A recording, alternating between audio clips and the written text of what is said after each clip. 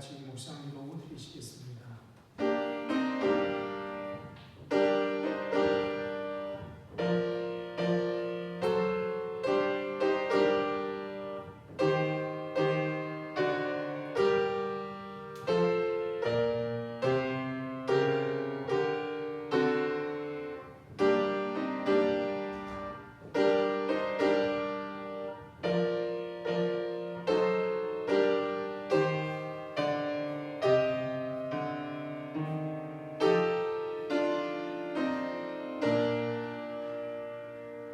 온 땅은 여호와를 두려워하며 세상의 모든 국민들은 그를 경외할지어다. 그가 말씀하심에 이루어졌으며 명령하심에 견고히 서도다. 아멘. 오늘도 말씀으로 이 세상을 만드시고 그 세상을 이끌어 가시는 하나님, 그 은혜와 사랑을 감사하여 오늘도 주님 앞에 나와 영광과 찬송과 예배를 드립니다. 부족한 우리들이지만 우리와 함께 하셔서 우리가 드리는 예배가 하나님이 기뻐 받으시는 예배가 되도록 인도하여 주옵소서. 감사하며 예수님 이름으로 기도드립니다. 아멘. 자리에 대한 찬송가 10장, 찬송가 10장 찬송 부르시겠습니다.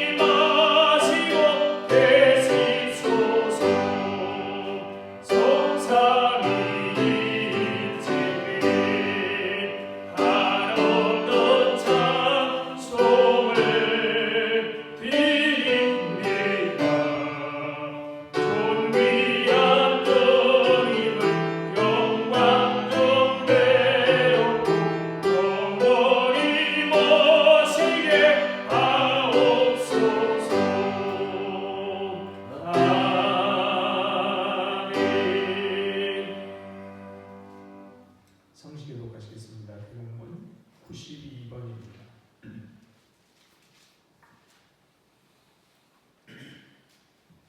교독문 92번 성찬 교독합니다.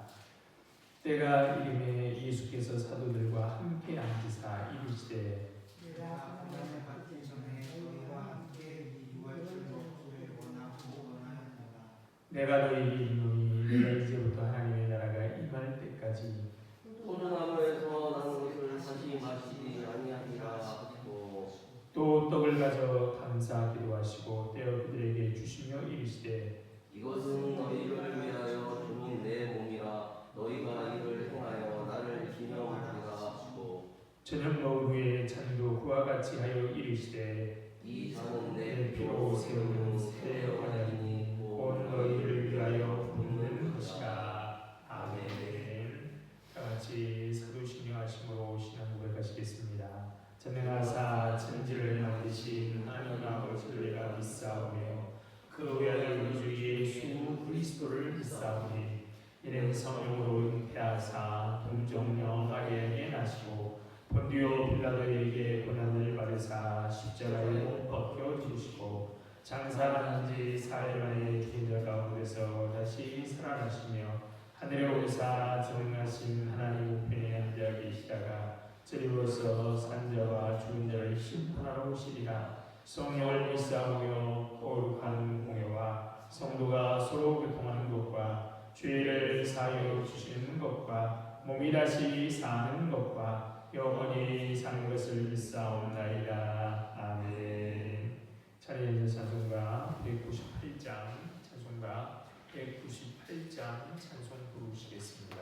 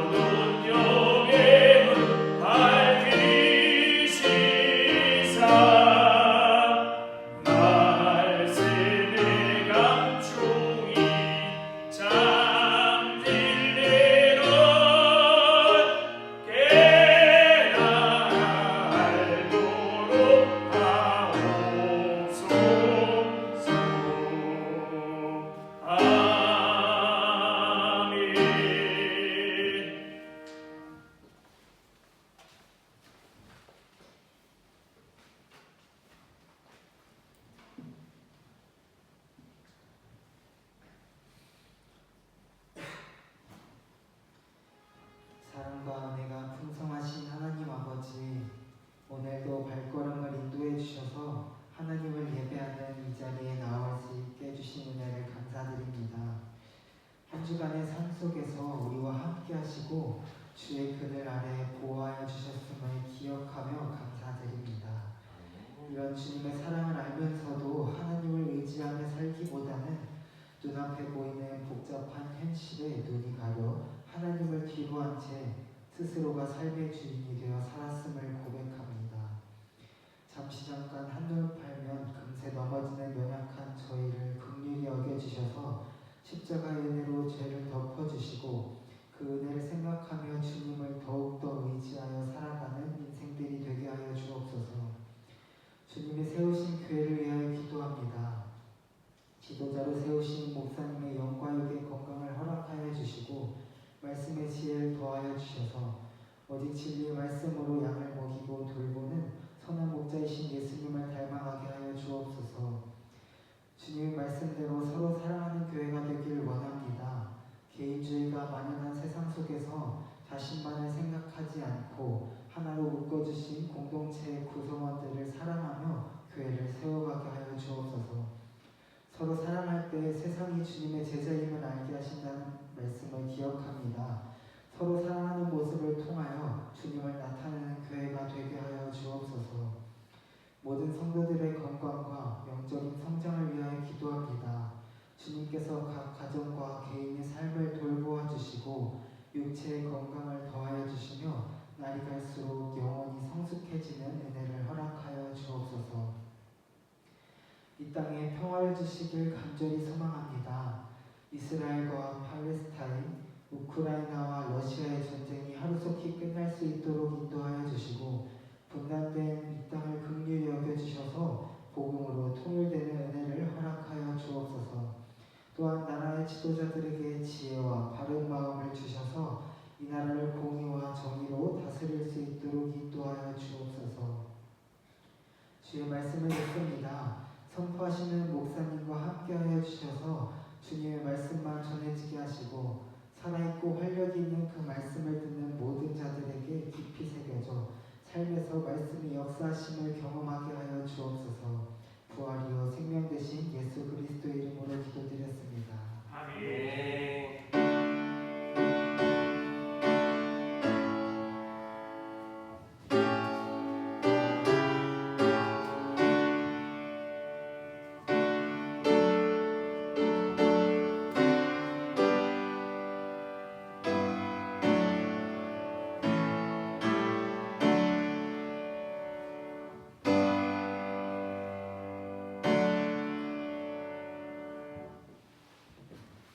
하나님 말씀 봅니다. 오늘 우리 주신 하나님 말씀은 요한복음 6장 32절로 35절에 있는 말씀입니다. 요한복음 6장 32절로 35절에 있는 말씀입니다. 자신 줄 알고 제가 읽겠습니다. 예수께서 이르시되 내가 진실로 진실로 너희에게 이르노니 모세가 너희에게 하늘로부터 떡을 주는 것이 아니라 내 아버지께서 너희에게 하늘로부터 참 떡을 주시나니 하나님의 떡은 하늘에서 내려 세상에 생명을 주는 것입니다. 그들이 이르되 주여 이 떡을 항상 우리에게 주소서. 예수께서 이르시되 나는 생명의 떡이니 내게 오는 자는 결코 주이지 않을 터이요 나를 믿는 자는 영원히 목마르지 아니하리라. 아멘. 좋으신 하나님께서 주시는 평안과 위로와 그리고 새롭게 하신 하나님의 은혜가 우리 가운데 함께하길 바랍니다. 입동을 눈앞에 둔 지금 살아가 형형색색으로 물들어 저마다 자태를 자랑합니다. 때를 따라 주시는 은혜가 참으로 큽니다. 세상 만물들이 생선과 소멸의 순환 속에 있습니다. 주님이 호흡을 거둬들이면 세상의 모든 것이 본래의 흙으로 돌아갑니다. 하지만 시편 시인의 말처럼 주의 영을 보내어 그들을 창조하사 지면을 새롭게 하십니다. 오늘 우리 앞에 있는 모든 것들 속이 추수 끝난 저 허러운 벌판도 바람에 흔들리는 저 갈대와 코스모스도 하나님의 아름다움을 증언합니다. 세상에 걱정 없는 사람은 없습니다. 사람들은 저마다 제 인생의 무게를 감당하며 살아갑니다. 인생의 광야는 우리를 지치게 만들기도 하지만 우리를 단련하고 가르치기도 합니다. 광야 같은 현실은 때로 우리에게 생략하는 법을 또 가르쳐 줍니다. 광야에 필요한 것은 면디터의 물과 인내 그리고 삶의 의지입니다. 광야를 거친 이라야 한 조각의 그늘 밤사이 내린 이슬조차 은총임을 깨닫습니다. 호세아서에서 하나님은 반역하는 병에 걸린 이스라엘 백성들을 고쳐주시겠다면서 이렇게 말씀하셨습니다. 내가 이스라엘에게 이슬과 같으니 그가 백합과 같이 피겠고 레바논 백향목같이 뿌리 박힐 것이다. 주님의 은총은 은밀하지만 넉넉하게 다가옵니다. 저 꽃을 피고 백향목같이 자라도록 넉넉합니다. 그러나 더 큰 자극을 필요로 하는 사람들은 이슬처럼 내리는 은총보다는 소낙비처럼 내리는 은총을 구합니다. 그래서 이슬처럼 내리는 은총의 무감각합니다. 성숙한 신앙은 일상 속에서 이슬처럼 다가오는 은총을 알아차리는 데서 시작합니다. 그것을 알아차릴 때 인생은 고마움이 되고 감사하게 됩니다. 종교개혁을 전후로 성찬의 해석을 놓고 의견이 분분하여 논쟁이 있었습니다.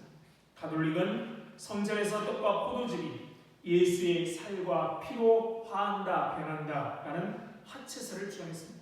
루터는 성전에서 떡과 포도주 속에 그리스도께서 실제로 임재한다는 공제설을 주장했고요.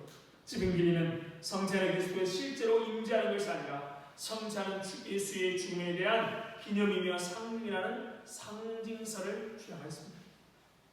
우리가 속한 개혁교회는 칼빈의 영적 임재설을 받아들입니다.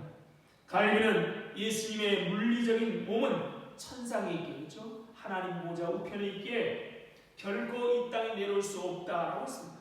다만 우리가 믿음으로 떡을 받을 때 잔을 나눌 때 성령께서 그리스도의 몸과 우리의 몸을 신기롭게 연합시킨다라고 말합니다. 그래서 그리스도의 연합을 통해 누리게 되는 모든 신령한 유익들을 받을 수 있다라고 말합니다.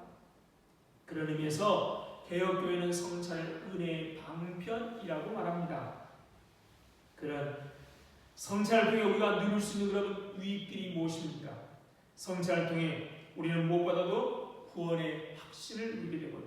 그리고 은혜에 대한 감격이 있습니다. 그리고 말씀에 순종할 수 있는 능력, 힘을 얻습니다. 의롭게 되었다는 확신과 하나님이 자녀다는 확신과 부활과 영생에 대한 확신도 더불었습니다. 성찬은 우리의 믿음을 더욱 단단하게 만들어주는 매우 효과적인 은혜의 방편입니다. 여기서 우리가 잊지 말아야 할 것은 성전 은혜의 방편이라는 겁니다. 은혜의 방편이지 구원의 수단은 아닙니다.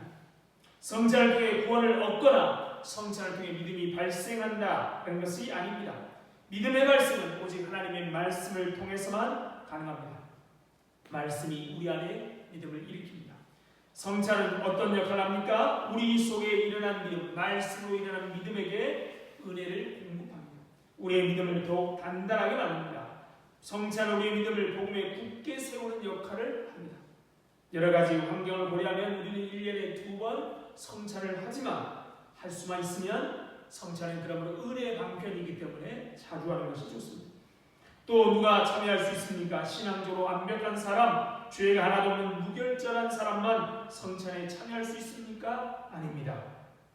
오히려 형편없고 미비하고 보잘것없는 없어도 예수 그리스도를 믿는 믿음 있는 사람은 누구나 성찬에 참여할 수 있습니다. 믿음을 고백하는 사람은 누구든지 성찬에 참여 하나님이 베푸시는 만찬을 누릴 자격이 있습니다. 성찬은 하나님께서 자기 백성을 위해 베푸시는 만찬입니다. 물론 성찬의 핵심이 예수 그리스도의 죽음에 있습니다. 떡과 포도주를 먹으며 그리스도를 기념합니다. 그래서 예수님의 죽음을 생각하며 슬퍼할 수도 있습니다. 하지만 성찬의 본질은 하나님께서 자기 백성을 위하여 베푸시는 만찬이 있습니다. 성도들이 예수님의 죽음을 아파하면서 그분을 위해 드리는 시간이 아니라 우리가 예수님을 추억하거나 예수님의 죽음을 생각하며 우리의 감정을 고양시키는 시간이 아닙니다. 성찬의 본질은 하나님께서 자기 백성들을 배불리 먹이시기 위해서 음식을 베푸시는 겁니다. 하나님이 베푸신 떡과 포도주 곧 그리스도의 몸과 피를 성도가 배불리 먹고 하나님이 베푸신 은혜를 마음껏 누리는 것이 성찬의 본질이라는 겁니다. 이 절정 속에 그리스도의 십자가가 있을 뿐입니다. 그러므로 우리는 성찬의 의미를 그리스도의 십자가로 제한하지 말고 하나님의 만찬으로 확장해야만 합니다. 오늘 본문이 그것을 말합니다. 오늘 본문의 배경을 몇 주를 살펴본 오병이어 기적입니다. 예수께서 백성들을 불쌍히 여기셔서 그들을 물고기 2마리와 보리떡 5개로 5,000명을 먹이셨습니다. 이 놀라운 기적을 맛본 백성들은 예수님을 임금 삼으려 했습니다. 예수님을 임금 삼으면 먹는 것 걱정 없겠다는 생각이지요. 이를 아신 예수님은 오병이어의 사건의 참 의미를 설명하십니다. 오병이어의 사건의 참 의미가 오늘 본문에 있는 얘기죠. 32절입니다. 예수께서 이르시되 내가 진실로 진실로 너희에게 이르노니 모세가 너에게 하늘로부터 떡을 준 것이 아니라 내가 아버지께서 너에게 하늘로부터 참떡을 주시나니. 이 말씀에 3가지 사건이 포함되어 있습니다. 첫째는 예수님이 지금 해석하고 있는 오병이어 사건이고요. 둘째는 출애굽에 있었던 만나의 사건입니다. 모세가 너에게 하늘로부터 떡을 준 것, 이것이 바로 만나 사건을 가리킵니다. 셋째는 이 모든 사건이 겨냥하고 있는 진짜 사건을 말합니다. 내 아버지께서 너에게 하늘로부터 참떡을 주신다. 이게 바로 이 3 사건이 이 안에 포함되어 있습니다. 참떡은 무엇입니까? 33절에 35절에 이렇게 설명합니다. 하나님의 떡은 하늘에서 내려 세상에 생명을 주는 것입니다. 그들이 이르되 주여 이 떡을 항상 우리에게 주소서. 예수께서 이르시되 나는 생명의 떡이니 내게 오는 자는 결코 줄이지 아니할 터이요 나를 믿는 자는 영원히 목마르지 아니하리라. 예수님이 이 떡에 대해 두 가지를 말씀합니다. 이 참떡에 대해서. 하나는 하나님께서 세상에 주시기 위해 베푸시는 하나님의 떡이라는 것이고, 다른 하나는 생명의 떡이라고 합니다. 그리고 새 생명의 떡이 누구라고 말합니까? 예수님 자신, 당신이라고 말씀하십니다. 이것을 종합해보면 참떡은 하나님이 자기 백성에게 주시기, 백성을 위해 베푸시는 만찬입니다. 구체적으로 그 만찬은 예수 그리스도라는 겁니다. 그리고 구체적인 행위를 이렇게 53절부터 55절 이렇게 말합니다. 예수께서 이르시되 내가 진실로 너희에게 이르노니 인자의 살을 먹지 아니하고 인자의 피를 마시지 아니하면 너희 속에 생명이 없느니라. 내 살을 먹고 내 피를 마시는 자는 영생을 얻고 마지막 날에 내가 그를 다시 살리니 내 살은 참된 양식이요 내 피는 참된 음료다. 여기서 예수의 살을 먹고 피를 마신다 할 때 그 행위가 무엇입니까? 오늘 하는 성찬입니다. 지금까지 말한 것을 정리하면 이렇습니다. 출애굽 시대에 하나님이 베푸시던 만나 사건, 그리고 예수의 베푸신 오병이어의 사건은 최종적으로 뭘 가리킨다고요? 성찬, 예수의 살과 예수의 피를 나누어주는 성찬을 가리킨 것이고, 그 완성은 예수 그리스도가 십자가에서 이루셨습니다. 그러므로 성찬의 본질을 따질 때 단순히 예수 그리스도의 십자가에만 머물면 안 됩니다. 성경에 등장하는 모든 만찬은 성찬을 가리킵니다. 그리고 그 만찬은 하나님이 베푸셨다는 겁니다. 하나님이 주는 떡인 것이죠. 성경 구절을 봅시다. 먼저 창세기입니다. 창세기 2장 16절로 17절입니다. 여호와 하나님이 그 사람에게 명하여 이르시되 동산 각종 나무의 열매는 내 입으로 먹되 선악을 알게 하는 나무의 열매는 먹지 말라. 내가 먹는 날에는 반드시 죽으리라 하시니, 하나님의 만찬은 이때부터 시작합니다. 하나님께서 사람을 위하여 각종 먹을 것을 동산에 두시고, 그렇죠? 그리고 어떻게 해요? 사람을 창조하셨던 것이죠. 그것을 마음껏 즐기도록 하셨습니다. 하나님이 베푸신 것들을 먹고 마시는 것을 통해 하나님을 즐거워하도록 하셨습니다. 다만 그것에는 절제가 필요했습니다. 하나님을 즐거워하는 것은 자기 멋대로 자기 마음대로 즐거워하는 것이 아니라 하나님의 말씀하시는 대로 즐거워야만 합니다. 그래서 선악을 알게 하는 나무의 열매를 주셨던 것입니다. 하나님의 역사의 시작부터 자기 백성들에게 하나님은 만찬을 베푸신 겁니다. 그렇죠? 첫사람 아담이 범죄하기 전에는요, 하나님이 에덴 동산에 베푸신 만찬을 마음껏 누리며 살 수 있도록 하셨습니다. 다음은 출애굽기입니다. 출애굽기 16장 15절입니다. 이스라엘 자손이 보고 그것이 무엇인지 알지 못하여 서로 이르되 이것이 무엇이냐 하니 모세가 그들에게 이르되 이는 여호와께서 너희에게 주어 먹게 하신 양식이라.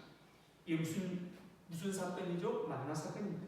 만나는 여호와께서 너희에게 주어 먹게 하신 양식이라는 겁니다. 아무것도 없는 광야에서 하나님이 손수 이스라엘 백성들에게 마련해 주신 만찬, 그것이 만나의 사건입니다. 하나님은 자기 백성들에게 이 만나를 배불리 먹고 하나님께서 백성들을 돌보시는 분임을 알기를 원하셨습니다. 그 다음이 요한복음, 만나 오병이어도 있지만 요한복음 2장 9절부터 10절입니다. 연회장은 물로 된 포도주를 맛보고도 어디서 났는지 알지 못하되 물돈 하인들의 날 연회장이 신랑을 불러 말하되 먼저 좋은 포도주를 내고 취한 후에 낮은 것을 내거라. 그대는 지금까지 좋은 포도주를 두었도다 아니라 혼인잔치에 포도주가 떨어졌습니다. 팔레스타인 지역에서 기쁨과 잔치를 의미하는 포도주가 떨어졌다는 것은 잔치가 파장될 위기에 처했다는 겁니다. 이때 예수님은 항아리에 포도주를 그냥 포도주가 아니라 가장 맛있는 포도로 가득 채우십니다. 이것은 기쁨이 단절될 위기에 빠진 혼인잔치를 다시 기쁨으로 채우셨다는 겁니다. 이 혼인잔치를 요한계시록 19장에 나오는 마지막 날의 이 혼인잔치는 가나의 혼인잔치는 계시록 19장에 나오는 마지막 혼인잔치를 예표합니다. 계시록 19장 9절입니다. 천사가 내게 말하기를 기록하라. 어린 양의 혼인잔치에 청함을 받은 자들은 복이 도다고 또 내게 말하되 이것은 하나님의 참되신 말씀이라 하기로. 역사의 끝에는 바벨론의 심판이 있습니다. 세상 속한 모든 것들이 멸망하게 되죠. 하지만 반면에 역사의 끝에는 바벨론의 심판만 있는 것이 아니라 어린 양의 혼인잔치도 있습니다. 신랑이신 예수와 신부인 교회가 영원히 결합하는 혼인잔치가 벌어집니다. 하나님께서는 자기 아들과 교회의 연합을 기뻐하며 혼인잔치를 베푸시고 사람들을 청하십니다. 그래서 이 혼인잔치에 청함받은 사람들은 모두 기뻐하며 즐거워하며 먹고 마시게 됩니다. 그 외에도 수많은 구절과 사건을 통해 만찬의 의미를 하나님은 설명해 주십니다. 그 만찬의 중심에 누가 있다고요? 예수 그리스도가 있습니다. 오늘날 교회가 그것을 참여하는 방식이 바로 성찬, 마지막 날의 혼인잔치를 이 땅에 우리가 이 경험하는 게 미리 맛보는 게 바로 성찬입니다. 그러므로 우리는 이 성찬에 이렇게 참여해야 합니다. 첫째는 즐겁게 참여해야만 합니다. 성찬은 제사가 아닙니다. 우리 눈앞에 다시 예수의 살이 찢기고 피가 튀기는 현장을 확인하는 시간이 아닙니다.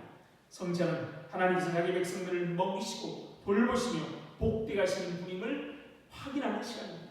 하나님께서 손수 음식을 만드시고 우리를 초청하십니다. 우리가 그것을 먹고 마심으로 하나님 앞에서 즐거워하기를 원하십니다. 따라서 성찬에 참여할 때마다 비참한 마음이나 비장한 엄격한 마음보다는 하나님께서 행하신 이 일에 감사하고 즐거워 찬양하는 마음으로 참여합니다. 성찬을 배울 때마다 주님의 살과 피이기 때문에 주님의 십자가가 기억나서 우리가 참 우리의 못된 모습들이 기억나죠. 그런 우리들이 하나님은 어떻게 해요? 먹이시고 입히시기 위해서 우리를 불러주심을 감사하고 기뻐해야 합니다. 하나님께서 지금까지 나를 돌보셨구나. 하나님께서 나에게 생명을 주셨구나. 하나님이 나에게 믿음을 주셨구나. 믿음도 선물이죠. 지금 나에게 믿는 것이 모든 것이 하나님의 선물이다 라는 마음을 갖고 성찬에 즐겁게 참여해야 합니다.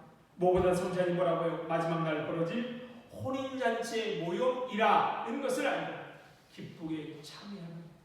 마지막 날에 모든 것이 없어지는 우리 하나님의 그리스도의 거룩한 신부로 부름받은 우리는 없어지지 않는 하나님의 거룩한 혼인잔치에 참여하게 됨을 알고 기뻐야 합니다.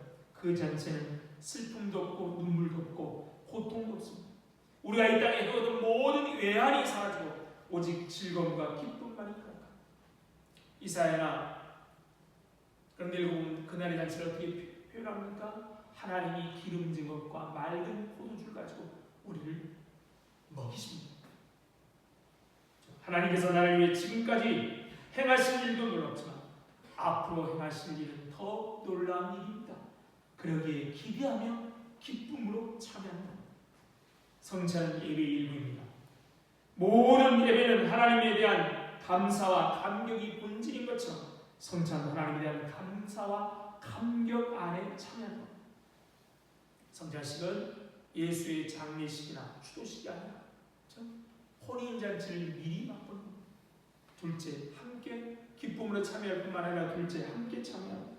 하나님께서 자기 백성에게 베푸신 만찬은 개인에게 베푸시는 것이 아닙니다. 늘 공동체에게 베푸셨습니다. 지금까지 우리가 살펴본 것처럼 이스라엘 백성들에게 베푸셨고 혼인잔치에도 베푸셨고 오병이어를 맡은 수많은 백성들에게 베푸셨습니다. 한 사람이가 아니라요. 공동체에게 베푸셨습니다. 성찬은 기본적으로 공동체적입니다. 우리는 그리스도의 살과 피에 혼자 참여하는 것이 아니라 함께 참여하는 것입니다. 그래서 그리스도의 몸이 함께 되는 겁니다. 우리 주님의 살과 피를 나눔으로 우리가 한 몸을 다시 기억하는 겁니다. 교회가 되는 것입니다. 그러나 그 성찬은 반드시 교회 안에서만 행해져야 합니다. 심지어 방문한 교인이나 타기한 교인 같은 경우 성찬에 참여하는 것을 제한할 수 있습니다. 하지만 넓게 보면 뭐예요? 우리가 그리스도 안에서 한 몸이지요. 우리 교회가 한 몸일 뿐만 아니라 모든 교회가 한 몸. 같은 신앙 고백이 그리스도의 몸을 이루는 데 있어 가장 중요하게 됩니다. 공동체적인 걸 잊지 마십시오. 성찬은 기쁨으로 참여하고 함께 참여하는 겁니다. 떡과 포도주를 먹고 마시는 그 자체가 중요한 것이 아니라 그것이 무엇을 뜻하느냐, 다시 말하면 그것이 어떤 하나님의 말씀을 우리에게 보여주고 있느냐가 중요합니다. 우리가 성찬에 먹고 마시는 떡과 포도주는 예수님께서 우리의 죄를 위해 대속하기 위하여 십자가에 찢기신 몸과 흘리신 피를 상징합니다. 즉 성찬을 통해서 예수께서 우리 죄를 위해 십자가에 죽으셨다는 말씀을 눈으로 보는 것. 2000년 전에 예수님의 살이 찢기고 피를 흘리는 현장에 있지 못했지만 우리는 성찬에 떡을 나누고 잔을 나눌 때마다 그것을 우리가 눈으로 보게 됩니다. 이것이 성찬의 중요한 것입니다. 그런데 성찬은 단지 예수의 십자가의 죽음만 보여주는 것이 아닙니다. 무엇보다 성찬은 하나님께서 우리를 살게 하신다는 것을 보여줍니다. 떡과 포도주를 먹고 마심으로 우리 육체만이 아니라 영의 양식을 하나님이 항상 공급하여 주심을 깨닫도록 하십니다. 또한 성찬은 예수의 살과 피를 상징하는 떡과 포도주를 먹고 마시고 우리가 예수님과 연합되었음을 보여줍니다. 우리가 성찬에 참여할 때마다 뭐예요? 우리는 나 한 사람이 아니라 그리스도와 연합한 주님의 몸을 잊어서는 안 됩니다. 예수님의 죽음이 곧 우리의 죽음이고 예수의 부활이 곧 우리의 부활임을 성찬은 보여줍니다. 또한 우리는 성찬을 통해 성찬에 참여한 모든 성도가 한 가족, 한 몸임을 알게 됩니다. 성찬은 개인적으로 하는 것이 아니라 온 교회 성도들이 함께 참여합니다. 이를 통해 모든 성도가 예수 안에서 한 가족임을 깨닫습니다. 그리고 성찬을 통해 우리는 마지막 날 참여하게 될 천국잔치를 어린 양의 혼인잔치를 소망하게 됩니다. 비록 성찬 때 먹고 마시는 떡과 포도주는 아주 작지만 이것은 훗날 천국에서 먹고 마시게 될, 누리게 될 하나님 베푸신 잔치를 기대하게 됩니다. 그런 마음으로 오늘 성찬에 참여하시기를 바랍니다.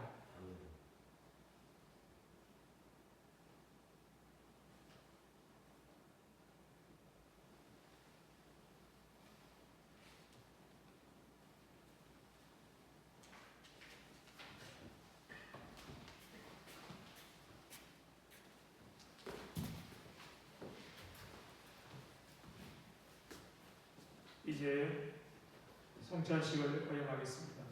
찬송가 229장 1절만 듭니다.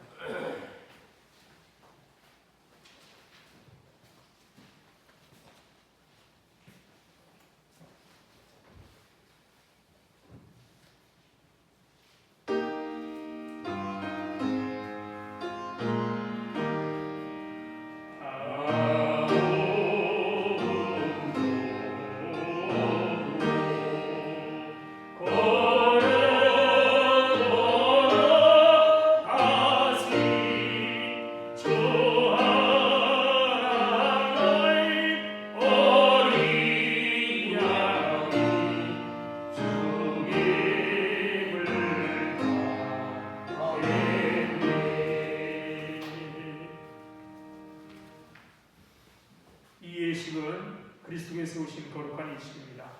이는 그리스도를 기념하여 그의 재림하시기까지 그의 죽음을 기억하는 예식입니다. 이 예식은 세례교인 이상만 참여할 수 있습니다.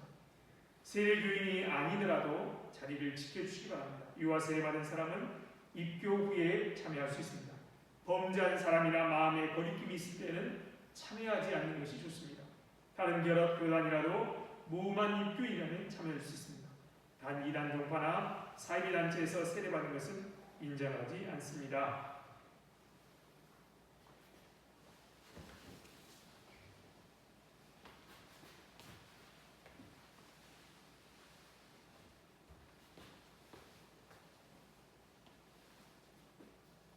먼저 분별하겠습니다.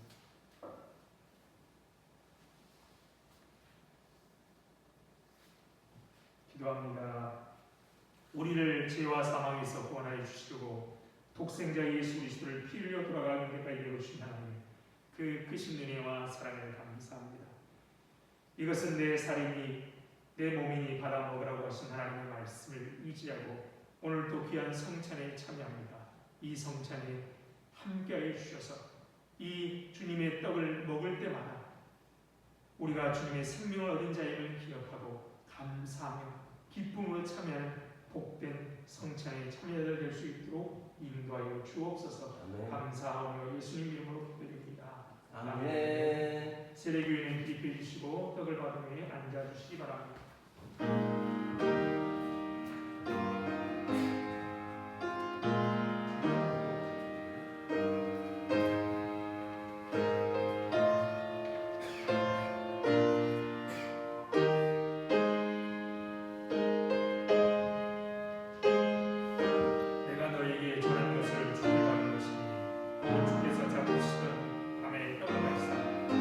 약속을 되어 계시되 이것은 너희를 위하는 내 몸이니 이것을 행하여 너희를 기뻐하시고 19일 동안 그와 같이 잔을 가지고 계시되 이 잔은 내 피로 세운 새 언약이니 이것을 행하여 마실 때마다 너희를 기뻐하라.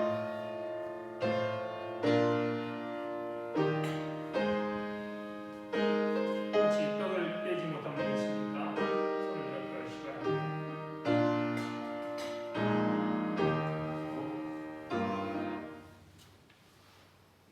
인자하겠습니다.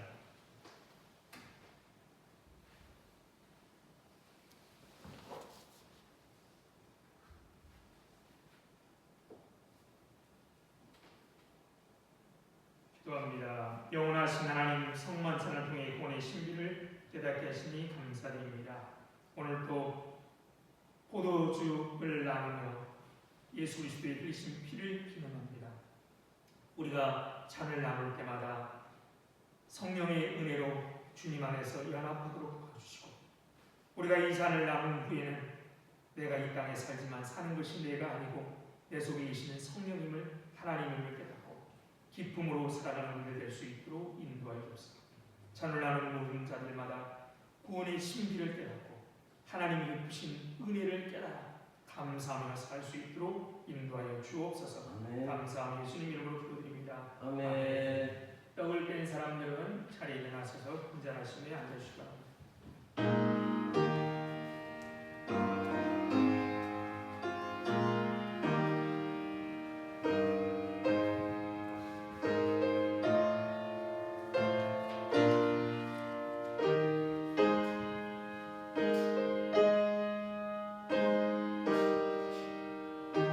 우리의 전한 것을 누가 믿었느냐? 여호와의 팔이 누구에 나타났느냐? 그는 주 앞에 자라나기를 연한 술 같고 마른 땅에 나온 줄기 같아서 고운 모양도 없고 풍채도 없은지라 우리의 목이 흠모할 만한 아름다움이 없으리로다. 그는 멸시를 받아 하나님께 시로 버림도 하였습니다.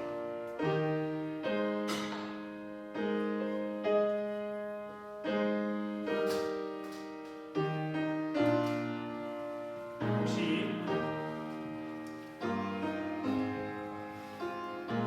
떡을 드신 분 중에 잔을 나누지 못한 분 계시면 손을 들어 주시기 바랍니다.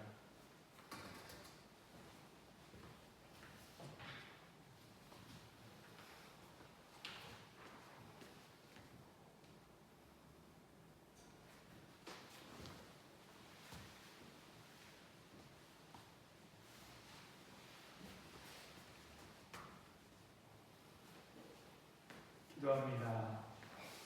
오늘도 우리를 귀한 성찬의 자리로 불러주신 하나님, 은혜와 사랑을 감사드립니다. 아멘. 떡을 떼며 잔을 나눌 때마다 하나님이 하신 말씀대로 우리 안에 주님이 함께 계시고 우리가 주님 안에 거함으로 주와 연합이 이루어진 줄 믿습니다.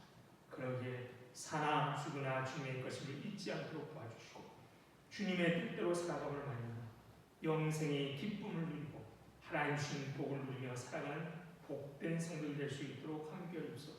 이렇게 떡과 잔을 나눌 때마다 우리가 한 몸임을 기억하도록 하신다는 우리 공동교회가 주님의 한 몸으로 주의 영광을 위해 살아갈 수 있도록 역사하여 주옵소서. 아멘. 감사하며 예수님 이름으로 기도드립니다. 아멘.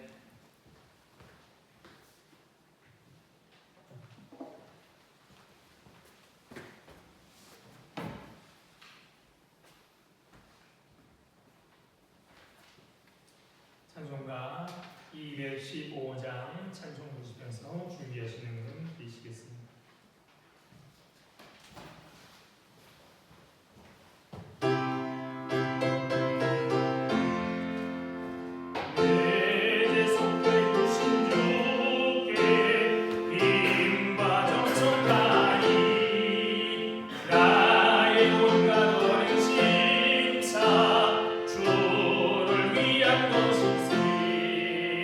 내게 있는 모든 것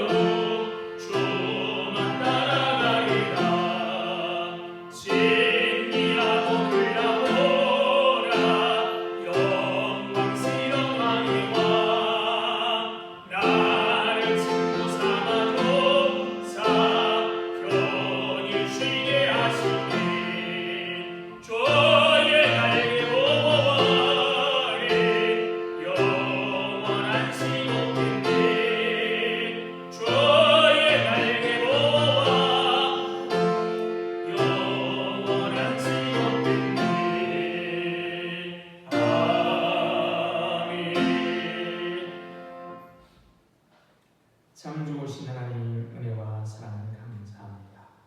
이렇게 우리를 사랑하여 주시고 당신의 몸과 피를 주신 그 사랑에 감사하여 오늘도 주님 앞에 귀한 물질을 드립니다.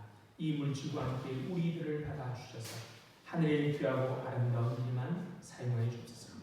물질이 없어서 건강 때문에 무엇보다도 사람이 없어서 믿음이 없어서 하나님의 영광을 가리지 않도록 미리미리 넉넉하게 채워주셔서 하나님께 영광을 돌릴 수 있도록 함께해 주옵소서.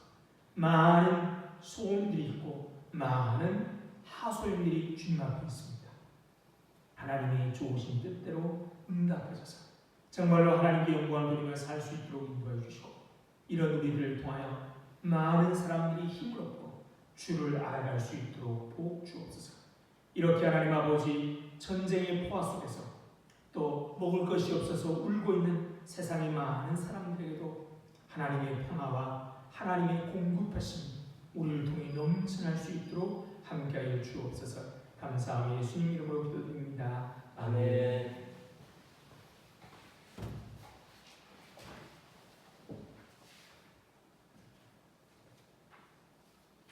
오늘은 성례주일입니다. 이번 주 목요일은 교회에서 연합으로 구역 예배를 드리고 교회 청소합니다. 네, 인사하겠습니다. 자리에 일어나서 인사하시겠습니다. 반갑습니다. 반갑습니다. 사랑합니다. 사랑합니다. 축복합니다. 축복합니다. 행복하십시오. 행복하십시오.